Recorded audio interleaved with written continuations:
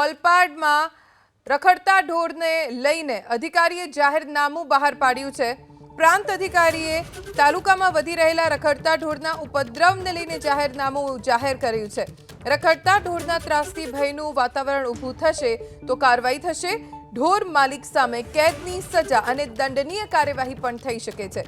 મિલકતને નુકસાન પહોંચાડાશે તો ઢોર માલિક અતિક્રમણ માટે દોષિત ગણાશે। તમામ કચેરીઓને જાહેરનામાનું પાલન કરવા માટે સૂચના આપવામાં આવી છે। અમારા સંવાદદાતા ઇન્દ્રમલ શાહ પાસેથી જાણકારી પ્રાપ્ત કરીએ। ઇન્દ્રમલ, જાહેરનામું પ્રાંત અધિકારીએ બહાર પાડ્યું છે, એમાં કઈ વાતનો ઉલ્લેખ કરવામાં આવ્યો છે? બિલકુલ જે રીતે ધ્વનિ ઓલપાડ તાલુકાની અંદર મોટા ગામો છે, કીમ ગામ છે, સાયણ ગામ છે અને ઓલપાડ તાલુકા મથક જાતે પણ એક મોટું ગામ છે।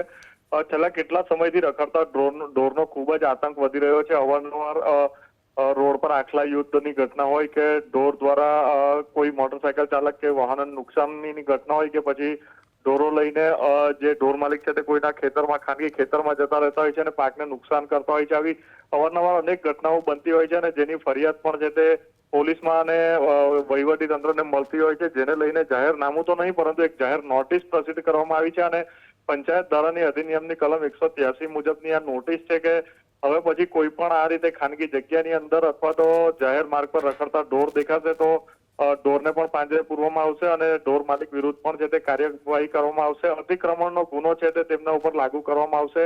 દંડની જોગવાઈ છે અને જેલની પણ જોગવાઈ આની અંદર કરવામાં આવી છે। જી, આભાર ઇન્દ્રમલ જાણકારી આપવા માટે। તો ઢોર માલિકોને લઈને આ જાહેરનામું છે, દંડનીય કાર્યવાહી થઈ શકે છે જો ઢોર લોકોને પરેશાન કરશે તો।